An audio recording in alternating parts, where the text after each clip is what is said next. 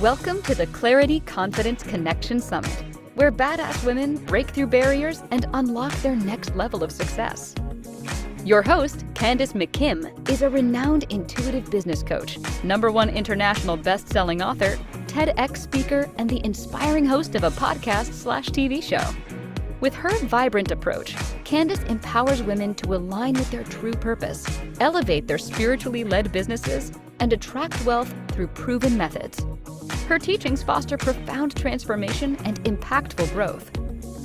Co-creator of this summit, Candace is eager to introduce another inspirational guest. Take it away, Candace.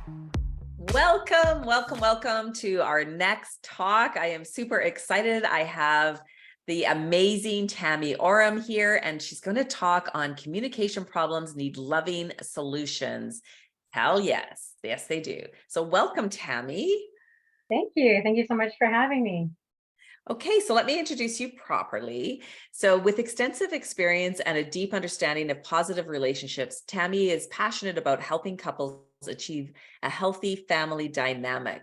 As a relationship coach and therapist, she has assisted many couples in overcoming their struggles, achieving more fulfilling partnerships, and achieving more fulfilling partnerships. She provides valuable resources and tools to handle conflict constructively, ensuring they strengthen their bond. Tammie's ultimate goal is to build foundations of love and trust. She is driven to empower couples to help them create the partnership they desire. I love it. And before we started, you mentioned we're going to be talking about the 5 love languages. So that I am all over as well. So welcome, Tammie. Thank you so much for being here today. Thank you. All right. So tell us your journey. Tell us how you became the expert in this area and, your own personal journey of relationships. It all started, and actually I didn't realize that it wasn't common, but I was very little. Like growing up in an unhealthy, chaotic family home, it really didn't nurture my needs. So what I had turned into is more of the observer and the listener. As a very young child, I sought out loving and caring role models. I really, really watched how people interacted, how they communicated, their body language, how they connected, and ultimately, how did they express their love and appreciation for everyone around them. So what I recognized was that if mom was happy and the dad was happy and they were happy as individuals, they loved and respected each other more at a deeper level. And then it rippled out to their children. They laughed, they had fun, they showed up, they were emotionally and physically available, and ultimately they loved each other. So this is what I wanted. This is what I needed. And in grade 8, I actually decided this was the work I was going to do. For me, for my children, is to help make couples better for their kids and future generations. So did you say that you saw that in your family, or you didn't see that in your family? I did not. I was observing other people and just watching their interactions and just kind of, I wanted that too. So were you like watching your friends' parents kind of thing, or family? I'm a people watcher. It will be at events. Like I don't even watch the games or anything. I'm like up in the stands watching people and just their interactions and the hugs and just the ruffling of the hair, and that the family showed up to support each other, their kids, and other family members. Okay. Very powerful and very intuitively guided. It feels like it's very intuitively guided, right? It's part of your true purpose, right? Is, when you've been doing this from such a young age, it's like, oh, this obviously is my purpose. And you said at the beginning that you didn't realize that wasn't common, right, for other people to do that, to be that observant and to be that's exactly. It wasn't until I went to school, like went to college, and they're like, that's not normal. That, at the age of 7, it's normal, actually, right?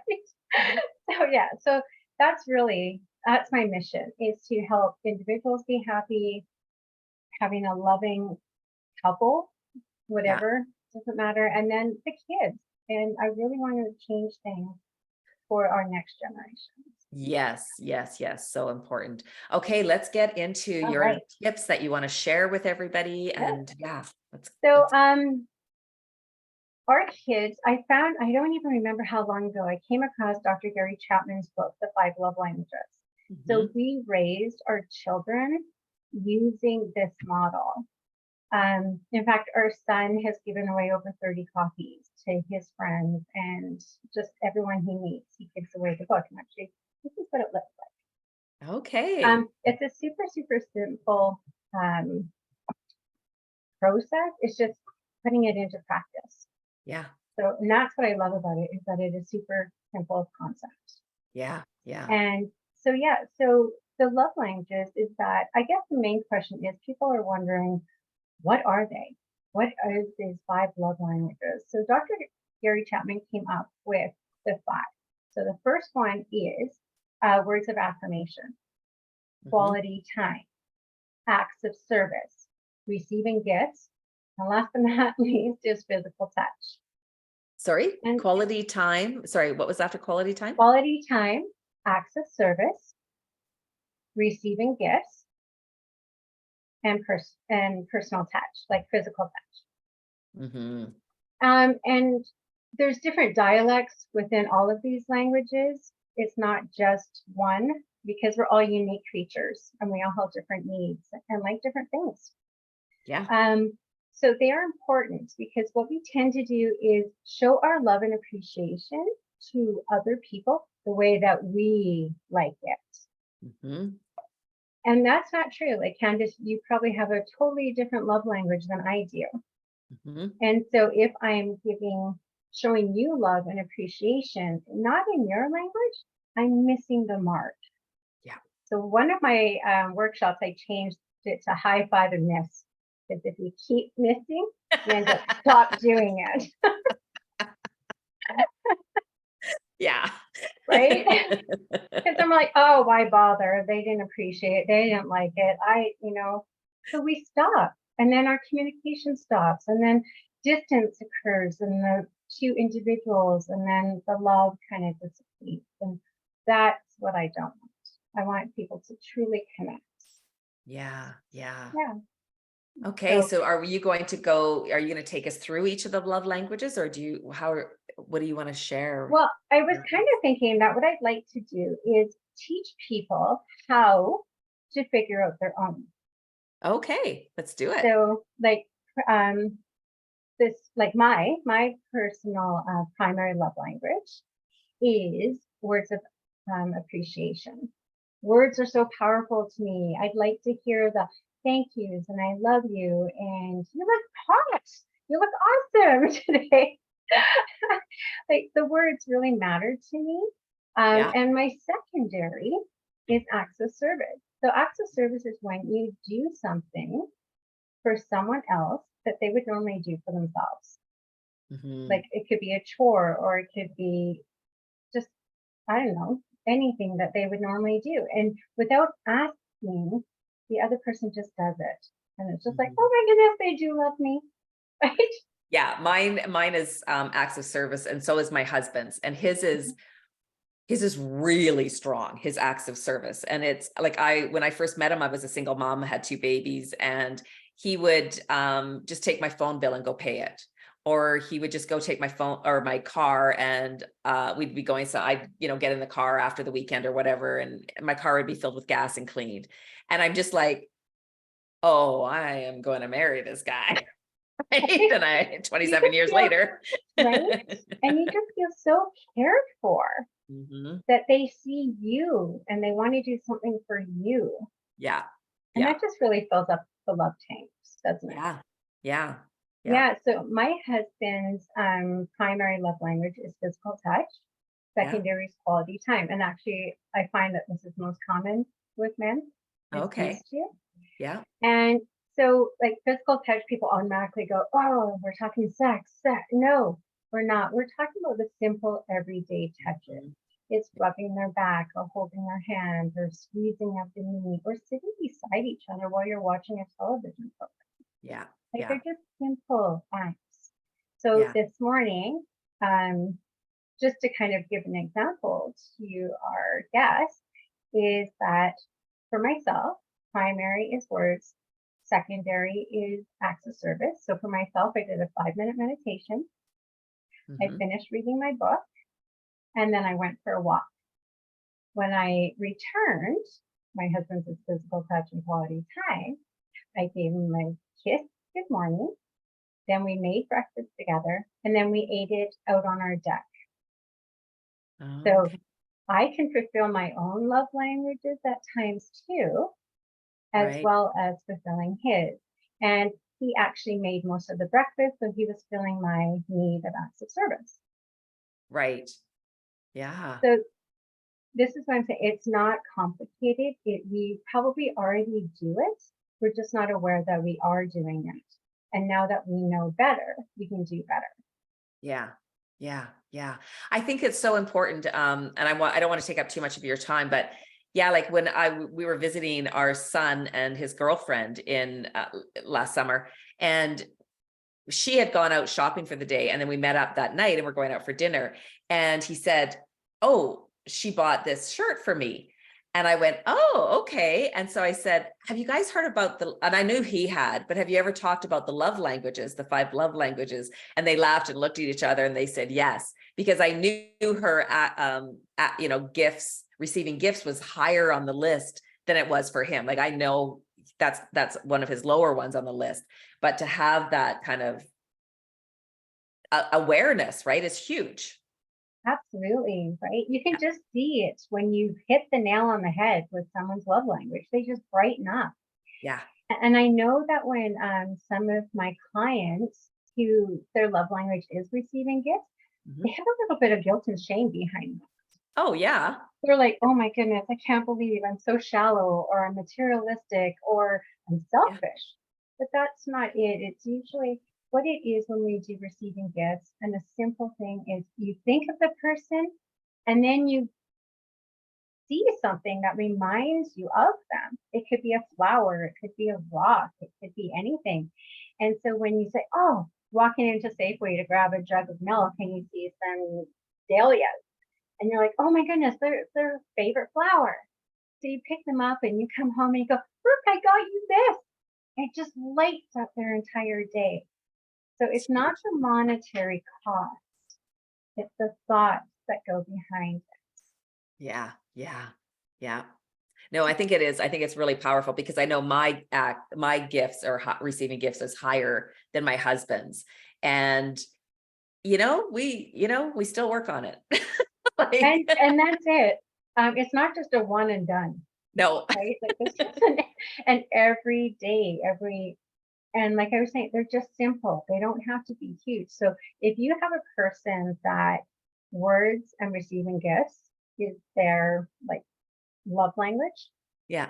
what would knock it out of the park is buying a card for them and handwriting a note into it, because it's something tangible that they can hold on to, and it's the words that speak to their heart. Oh, I have a friend who gives cards all the time. So there she is. That must be hers. Yeah. Okay. Right. And so sometimes we really have to give some thought to this, is that sometimes what we think is what's been downloaded to us, what has been role modeled to us by, say, our parents. Like Dad showed Mom he loved her by bringing her home flowers every Friday after work. When I get married, I'm going to do that. And I can attest to this. I am not a receiving gifts person. And so my husband, for every occasion, would buy me flowers. And I'd be like, "Thanks." It wasn't hitting the mark. And then I felt bad, because then I was like, "Why did he keep buying me flowers? They just die." We could do something else with that money. So, like I said, and I know he was hurt, but at the same time, and then we bring in the conversation. And this is when I really started. I mean, we got married decades ago. We've been together for over 36 years. But we have these conversations. I need to know what his love languages are, and I need him to know what mine are. Yeah. So that Yeah. we can do for each other, not what we think, but we actually feel. Yeah. Okay. So let's help everybody with finding their love languages. Okay. So in actually the PDF that everyone gets is a simple little 5-minute assessment. And it Okay. is worded a couple different ways. And it's like, you know, words mean this, and, you know, physical touch mean this. And so it's really important to understand the difference, although it can evolve as well. The more we're more familiar with them, they can change. Life Okay. circumstances can change them as well. So it's not an absolute concrete concept. It's Yeah. abstract, if you want to say that. Yeah. So sometimes to figure out ours, a lot of people, and I know in the chat, is what if you resonate more with more than one love language? And that's true. Sometimes we do with certain individuals or certain situations, and that's okay. Don't we resonate with all of them, but we have them kind of in our top to bottom, sort of the most important to the less important? Correct. Yeah. And so you Okay. just scale them 1 to 5. What Yeah. means the most? What's second? What's third? And a lot of times we'll have one that really stands out and two that are kind of pretty even. Okay. Sometimes we can figure it out by what hurts your feeling, what hurts your heart. Mm, Because I had this come up where I thought, no, acts of service is my number one, and second is words, and yada yada. And then someone said something, and it really hurt my feelings. mm, And then it got me thinking, like, oh, maybe it is words that mean more to me. You right. know, if I clean the house and go out and come home and my kids have made a disaster, would that hurt my feelings? Mm, No, I'd probably be a little pissed about that, but it wouldn't hurt my feelings like those words did. So right. that's how I figured out what Okay. mine was, which meant more deeply to my heart, my soul. Yeah. So And sometimes, so I have an example of that too. Yeah, like I realized that receiving gifts was higher up in my list of 5 when it was like a monumental birthday and I was asking my husband to buy me something that I really wanted, or maybe it was an anniversary, I can't remember, but I started crying, and like I cried asking for what I wanted. And I and just realized, oh, like there's worthiness in there. There's like, it made me really dive deep. And then I realized, okay, I think receiving gifts is a little bit higher on my list than I thought it was. right, and there's nothing wrong with that. No, And no. it's the value, right? It's Yeah, like I matter. yeah, And sometimes our childhood can affect us as well. yeah. So, you know, just to go a little deeper in this, is that in my childhood, it was kind of, I gave you this. If you make me angry, I can take it away from you, Oh, okay. right? So then that created, I don't like receiving gifts because there always seems to be strings attached. Mm, So that would be the reason that yeah, receiving gifts is my lowest love language.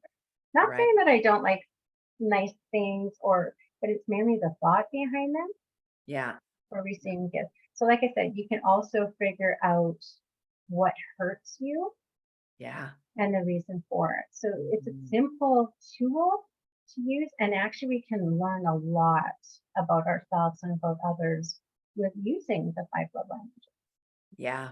Well, I think mine came from not the receiving gifts part, was not wanting, like thinking it was lower on my list, was from my first marriage.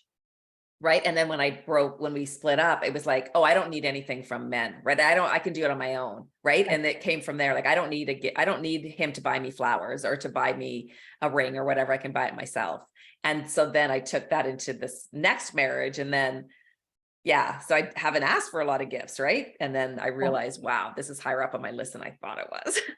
Yeah, and that's a perfect example of how our situations change.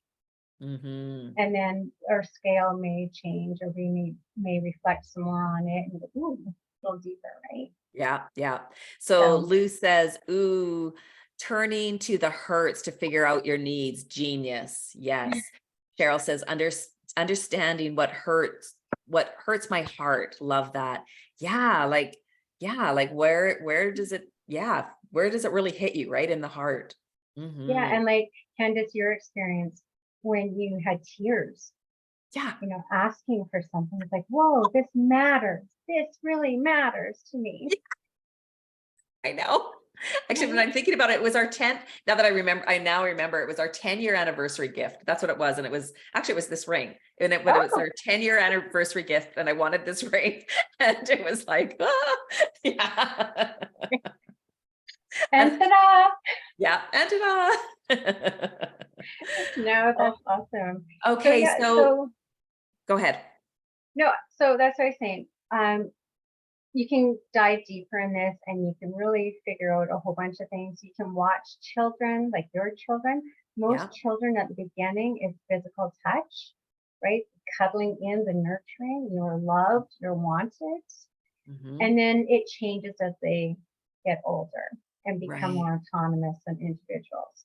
Yeah. So when your child is kind of curling up to you, it's to fulfilling need. It's their love language. Or I know that we can be really busy and super stressed sometimes, and we're like, don't touch me. And then they are hurt. And the reason they are hurt is because that is their love language at that age. Yeah. Yeah. I love A whole that. bunch of different ways we can use it. Yeah, that's really, really good information. Okay, tell everybody again about your gift, because I know you did mention it before, but let's drop the link so everybody can grab it and dive deeper into this. Like it's so, you think, well, it's 5 things, it's not that, right? But it's so much more. It is so much more. And like I said, it's a really simple concept, and putting it into practice is the harder thing. So the free gift is the little quiz. It's a PDF, it's a quiz, you just fill it in. And then the second page is examples of it. And you put in the little taco kind of thing. It's like, I want to hold you like a taco and I want to make you a taco. So by using the 5 love languages and tacos, right? I love it. It helps us to go, oh, right. Oh my goodness. So there's ones out there, tacos, there's ones out there about coffee. It's just a really more concrete example and funny. We have to have fun. Yeah. Discover your love language and transform your relationship. So click the link right now, right here, and then that'll open up in your browser. And then tacos are my love language. Yes, that's so funny. And then tell everybody about your VIP gift, and they can also go grab the VIP gift right now as well. Absolutely. So the VIP gift is actually going to be a live workshop in a couple weeks. We're going to give you a little break, recoup from this weekend and all the information that's been downloaded. And in 2 weeks, we're going to have a live workshop where everyone, all of our VIPs can come. They can ask questions, they can share.